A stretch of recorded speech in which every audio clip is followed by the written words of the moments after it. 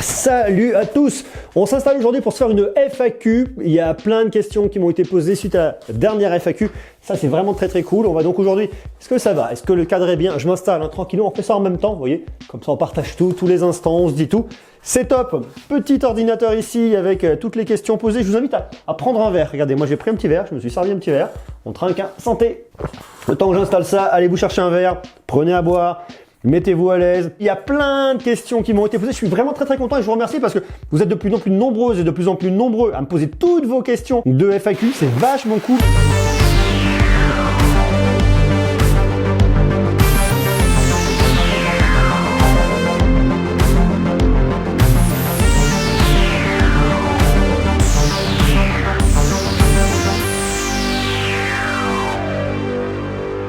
Alors on y va. Pourquoi acheter des smartphones chinois? Car on doit les importer alors qu'on se plaint de la surconsommation et du réchauffement climatique. Timothée, je suis entièrement d'accord avec toi, c'est vrai que c'est souvent des paradoxes, on se plaint de pas mal de choses, mais malgré tout on le fait aussi. Par contre ce qu'il faut savoir c'est que tous les smartphones sont fabriqués, enfin quasiment tous en tout cas, il n'y a pas qu'en Chine mais beaucoup, les smartphones sont fabriqués en Chine, le savoir-faire est là-bas, les usines sont là-bas, et donc forcément les smartphones viennent de Chine même si les marques ne sont pas chinoises. Salut Monsieur Gros, tu me conseilles OnePlus 7T Pro, Mate 30 Pro, Note 10 Plus ou l'iPhone 11 Pro Max. Là, tu mets que les téléphones qui sont dans le haut du panier. Ça va dépendre de tes usages. Tu me parles du Note 10 Plus, ça c'est la question du stylet. Si tu n'as pas besoin du stylet, va plutôt sur un S10 Plus qui coûtera un peu moins cher et qui sera très bon. OnePlus 7T Pro, la question, ça va être surtout le grand écran 90 Hz. Est-ce que tu veux cette fluidité? Est-ce que tu es gamer? Ça peut aussi avoir un sens. Mate 30 Pro, je l'ai pas testé, donc je peux pas t'en parler aujourd'hui. L'iPhone 11 Pro Max, c'est aussi très bon. C'est aussi le choix de l'OS. Si tu vas sur l'iPhone, c'est l'OS que tu veux, c'est iOS. C'est à toi de répondre, mais ces smartphones, je les trouve tous très bien. Je te dis, le Mate 30 Pro, je l'ai pas testé, donc plus compliqué. Mais tous les autres, j'aime beaucoup. OnePlus 7T Pro est moins cher. Ça peut aussi être un critère de choix. Est-ce que je prends des risques si je commande mon Redmi Note 8 sur Gearbest ou AliExpress? J'ai envie de dire non. J'ai envie de dire si tu peux payer, paye avec PayPal. C'est toujours mieux parce que PayPal va faire de la médiation si toutefois il y a un problème. Mais la vraie question qui se pose derrière, c'est la question du SAV. Pas tant d'avoir les produits parce que je suis pas inquiet sur le fait que tu aies les produits chez Gearbest ou AliExpress. Mais c'est vraiment la question si toutefois il y a un problème après, comment tu fais pour pouvoir récupérer ton produit? Toute la garantie, c'est toujours un petit peu ça le problème derrière. Arrête de nous faire visiter tes chambres d'hôtel, on s'en fiche. Nicolas, moi j'aime bien faire ça, hein. Partagez ça, partagez mon quotidien. D'ailleurs, dites-moi si ça vous intéresse, vous qui regardez. Est-ce que vous aimez quand je vous emmène en voyage avec moi, que je vous fasse un petit peu découvrir les coulisses, les chambres d'hôtel, tout ça? Marquez-le moi en bas en commentaire. Et d'ailleurs, toutes vos questions pour la prochaine FAQ, vous pouvez me les poser dès maintenant. Allez-y en bas, faites-vous plaisir. Si vous avez des questions sur les smartphones, vous pouvez y aller. Il y en a beaucoup. J'aimerais bien qu'on puisse varier un petit peu. Si vous avez des questions sur la chaîne, sur l'univers de la chaîne, sur tout ça. Sur YouTube en règle générale, vous pouvez y aller. Je me ferai un très grand plaisir de pouvoir vous répondre d'ailleurs. Tant qu'à faire, à la bonne vôtre. Les visites pour assister aux présentations des grandes marques sont souvent sur invitation ou quiconque peut y aller. C'est uniquement sur invitation. Il y a certaines marques qui ouvrent des places pour leurs fans, Xiaomi, OnePlus entre autres pour ne citer que, mais non, c'est tout sur invitation, sont des événements réservés à la presse. Tu préfères Airbus ou Boeing? Airbus. Bonjour, c'est encore moi, Gisèle depuis le Cameroun. Salut Gisèle depuis le Cameroun et bonjour à tous les amis qui sont en Afrique, Côte d'Ivoire, Ghana, voilà, partout. Bisous à tous. Mon frère et moi adorons tes vidéos, trop cool, merci beaucoup. Mais dis-moi, lequel préfères-tu entre le Mi 9T, le Samsung A50 et le Oppo Reno? Oppo Reno pour la photo est bien, marche plutôt bien, même s'il y a le Reno 2 qui est sorti, qui est quand même au-dessus et qui est cool. Comme ça, brûle pour point, sans trop réfléchir, je te dirais le Mi 9T. C'est quoi ta marque préférée de smartphone et d'électronique? Parce qu'on dirait que tout le monde adore Apple, juste parce que ça coûte cher. Lucas, les personnes qui vont aimer Apple, c'est pas parce que ça coûte cher. Il n'y a pas de côté ostentatoire dans le côté de se dire j'ai un Apple, ça coûte cher, j'ai de l'argent, je me la pète. Je pense pas qu'on soit là-dedans. Les gens qui aiment Apple aiment pour l'écosystème, aiment pour la marque, aiment pour l'OS. C'est ça qui est intéressant avec la marque, c'est que l'écosystème marche parfaitement bien. C'est très facile à utiliser. À côté de ça, les produits qu'ils fabriquent sont de bonne facture, marchent bien, sont cool, mais ils sont chers. Moi, j'aime beaucoup Apple. J'aime pas uniquement Apple. Il y a beaucoup d'autres marques que j'aime beaucoup. Donc, c'est vrai que c'est compliqué de faire un choix entre iOS et Android. Il y a plein de produits hyper cool du côté de chez Android. Donc voilà, Apple, c'est bien, mais il n'y a pas que. Penses-tu faire un jour une ou des vidéos sur une nouvelle console de jeu? Je l'ai déjà fait, mais il y a longtemps sur la Xbox One X. Peut-être à voir. Pourquoi pas sur une nouvelle PlayStation plus tard? Pourquoi pas? Comment te considères-tu? Geek ou techno ou les deux? Si c'est les deux, tu peux faire une belle vidéo sur la Tesla Model X. Alors, je me considère ni geek ni techno. Je me considère curieux des nouvelles technologies. C'est plutôt ça un peu l'idée. Et oui, j'adorerais faire une vidéo sur la Tesla Model X. On parlera peut-être de Tesla plus tard, peut-être. D'ailleurs, Tesla, si vous regardez cette vidéo, je vais bien faire une vidéo sur vos voitures. Vous pouvez me contacter. Vas-tu ouvrir un Utip? Non, je suis pas trop fan du système de Utip. Ça te dirait une raclette made in Savoie? Je t'invite à la maison. Merci beaucoup pour l'invitation. J'adore la raclette made in Savoie. Lequel vaut le plus le coup? A50, iPhone 7 avec les Galaxy Buds ou les AirPods? Alors, c'est compliqué. Si on regarde que les écouteurs, les Galaxy Buds, je les aime bien, mais je préfère les AirPods. Je trouve que la qualité audio est meilleure. Il y a un très beau travail qui est fait avec les AirPods. C'est toujours très bien maîtrisé. Après A50 ou iPhone 7, l'A50 est quand même un peu plus récent. L'iPhone 7 reste pas mal. Je dirais peut-être A50 avec l'AirPods. Je compte m'acheter l'iPhone 10R chez SFR, car c'est là qu'il est le moins cher. Est-ce que l'iPhone 10R est bien? Oui, l'iPhone 10R est bien. La résolution de l'écran est pas folle. Par contre, la dalle est vachement bien. La colorimétrie, tout est juste. C'est vraiment très bien. La puce qu'il y a dedans est toujours très actuelle. Ça marche parfaitement bien. Que penses-tu de BlackBerry? Ils font de très bons produits, intéressants, très nichés, qui s'adressent pas à tout le monde, mais qui offrent une valeur intéressante pour tous ceux qui sont intéressés par cette typologie de produits. J'ai un iPhone 10 et je n'ai pas craqué pour le 11 Pro, mais j'aurais voulu savoir si tu penses que toutes les annonces promises cette année, réduction de Face ID, USB-C, etc., seront présentes sur l'iPhone 11S de l'année prochaine ou alors le 12 dans 2 ans. C'est très compliqué de pouvoir se projeter, savoir ce que va nous proposer Apple en termes de produits, en termes de valeur. Je doute pas qu'ils cherchent toujours à aller plus loin. Ils vont garder Face ID, peut-être l'intégrer un peu différemment. J'aimerais en tout cas, moi, qu'ils l'attaquent différemment, qu'ils puissent intégrer Face ID sous l'écran. Ça serait vraiment bien. Ça me semblerait en tout cas aller dans le bon sens pour enfin enlever cette petite encoche qui est saut 2017. L'USB-C, pourquoi pas? Ça serait bien qu'ils mettent une connectique USB-C pour que tout soit uniformisé de ce point de vue-là. Ça pourrait en tout cas avoir un sens. Coucou, aurais-tu un petit drone qui rentre dans un sac à dos normal, compatible avec un smartphone Samsung qui monte assez haut, alors un tarif qu'à 350 € à me conseiller, s'il te plaît? Arnaud, je suis pas un spécialiste des drones. Je te conseille néanmoins d'aller faire un petit tour du côté de chez DJI, qui ont de bons produits. Et il y en a un peu pour tous les tarifs. 350 €, faut voir si tu peux trouver un truc bien du côté du Spark, qui pour le coup est pas trop grand. Je sais pas à quel prix il est, mais en tout cas, il est plutôt intéressant. J'aime beaucoup le dernier de OnePlus, mais ce genre de marque n'est pas distribué. Pourquoi y a-t-il moyen de les avoir? Car acheter OnePlus 7 Pro 7T m'ennuie un peu de l'acheter nu pour le prix. C'est la stratégie de distribution, sur les canaux de distribution des marques. Il y a certaines marques qui ne sont pas avec les opérateurs parce qu'ils n'ont pas de deal avec les opérateurs, il y en a d'autres qui en ont. Je sais pas si OnePlus, depuis leur dernier modèle, a un deal. J'ai un doute. Je suis pas sûr, mais j'ai un doute là-dessus. Ce qui est sûr, c'est qu'effectivement, ça peut être compliqué d'acheter son smartphone sans opérateur parce que ça a un certain coût. Tu comptes faire le test de la marque Humidigi? J'ai déjà testé, Gisèle, des Humidigi il y a quelques temps. Je sais pas si j'en referai. Je vois souvent passer leur communiqué de presse avec leur nouveau smartphone. Je sais pas. Dites-moi d'ailleurs si ça vous intéresse que je parle des smartphones Humidigi. Marquez-le-moi en bas en commentaire. OnePlus 7 Pro ou 7T. Les deux smartphones sont bien. Il y a un écran 90 Hz. Il y a la petite encoche au niveau du 7T qui me paraît être un peu moins intéressante. Par contre, le 7T est beaucoup plus intéressant. C'est le flagship killer qui est extrêmement bien positionné en termes de tarif. Donc si c'est une question de tarif, le 7T, si vous voulez le grand écran sans encoche, le 7 Pro. J'en ai parlé dans ma dernière vidéo du McLaren où je fais un peu un petit comparatif de ces modèles-là. Allez jeter un petit coup d'œil comme ça, vous saurez tout. J'aimerais savoir ce que tu fais de tous les smartphones que tu testes. La plupart des smartphones repartent directement chez les marques. J'en garde quelques-uns qui me servent pour mon labo, pour pouvoir faire des tests ultérieurs avec les nouveaux modèles pour pouvoir les comparer. Tu préfères l'iPhone 10R ou le Samsung S10e? Très intéressant, Pierre. Je crois que comme ça, à brûle pour point, je dirais le Galaxy S10e. J'ai beaucoup aimé ce smartphone. J'aimerais acheter un OnePlus 7T, pas le Pro sans appareil coulissant car j'ai pas confiance, en version 256 Go, mais il ne sera pas vendu en France. La seule possibilité de s'en procurer un, c'est de l'acheter sur le site OnePlus indien. As-tu déjà acheté des produits high-tech sur les sites indiens? Si tu parles du site officiel de OnePlus en Inde, tu achètes directement chez OnePlus. Maintenant, le problème que tu vas rencontrer, c'est déjà, est-ce que le site indien livre en Europe? Je suis pas sûr. Si tu es en Europe, hein, donc à voir où tu es. Est-ce qu'il livre en tout cas là où tu es? J'en suis pas sûr.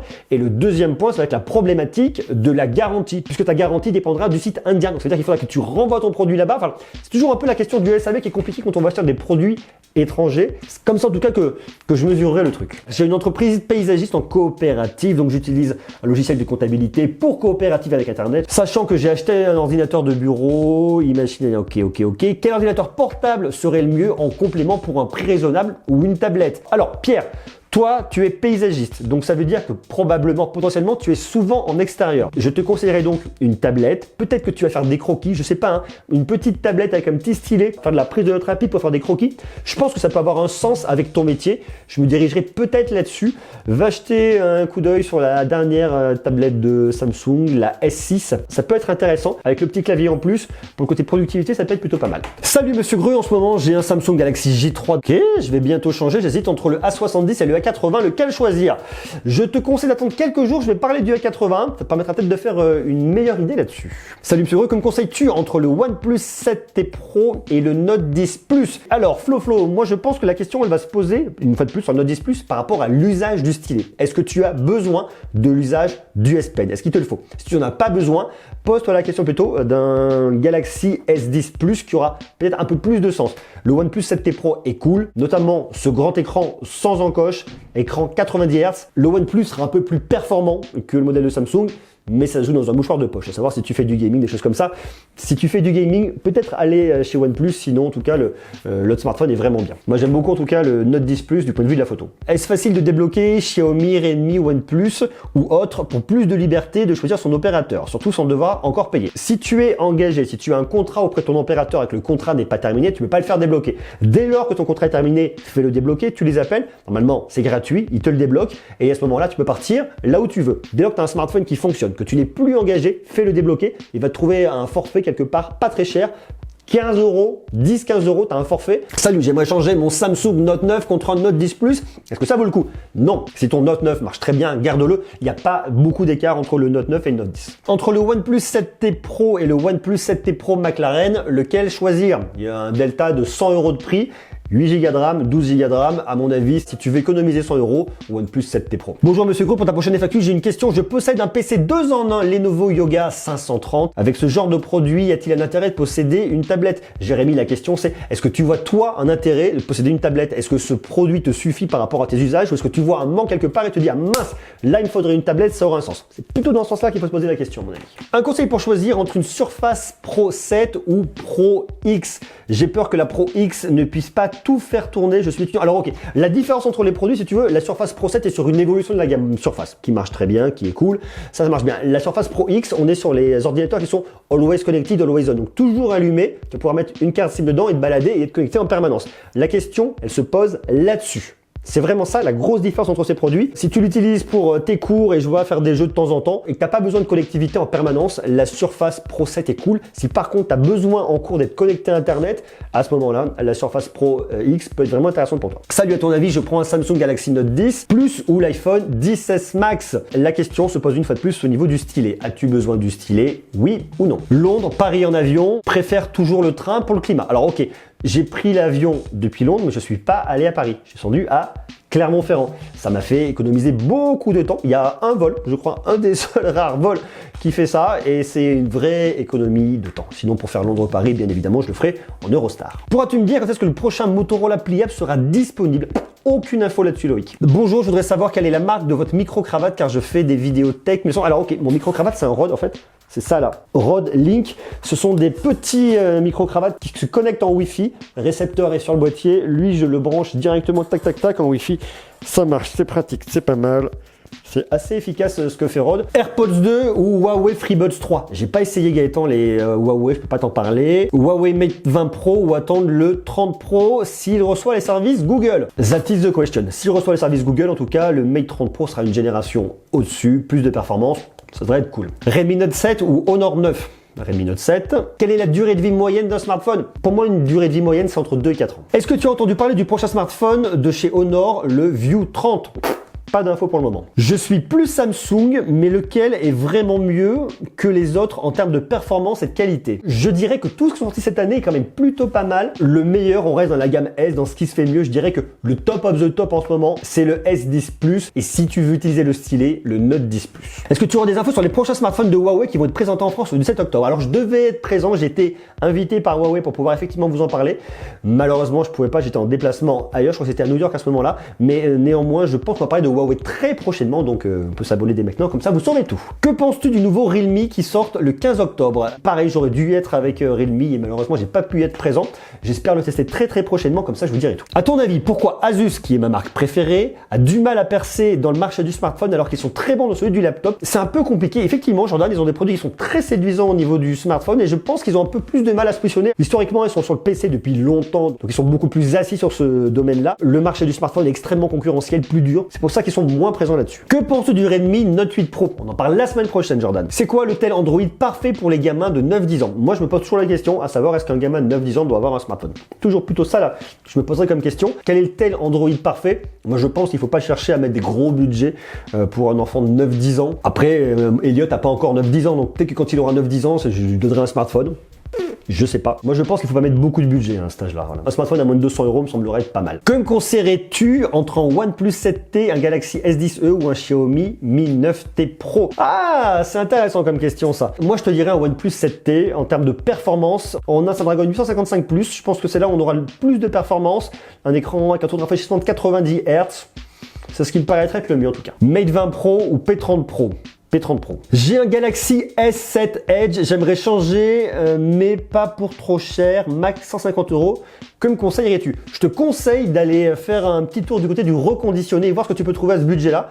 Je pense qu'il y a de belles trouvailles à faire, peut-être sur des modèles de l'année dernière. Salut, tu choisirais quoi entre la montre connectée Fossil 5e génération et la Samsung Galaxy Watch Active 2? Alors j'ai testé les deux, j'aime beaucoup la Fossil pour le côté autonomie réglable, je trouve que c'est vraiment le gros point positif, mais j'ai un gros coup de cœur pour la Galaxy Watch Active 2 sur le côté un petit peu tactile, et j'aime beaucoup aussi Tizen qui est vraiment bien, donc je dirais la Galaxy Watch Active 2. Quel est le meilleur photophone actuel? Comment comprendre lequel est le meilleur si les pixels ne sont pas un critère? Pour moi, le vrai moyen de savoir jauger un photophone, c'est de voir le résultat. C'est toujours un peu compliqué.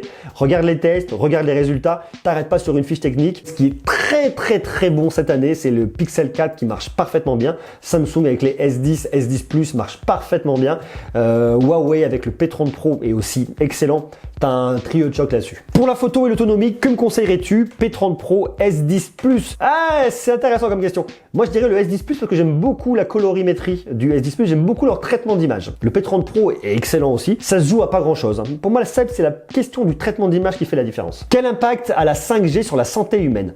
C'est une question qui est très intéressante. Je pense qu'on va en reparler très prochainement parce qu'il y a beaucoup de questions. Ça intéresse beaucoup de monde la 5G. On en reparlera prochainement de cette question-là. Je peux pas répondre comme ça en juste 10 secondes. Ça me paraît un peu compliqué. On fera un sujet complet là-dessus. Quel est le meilleur smartphone entre le Mi 9T et l'iPhone 7 pour les réseaux sociaux et le gaming?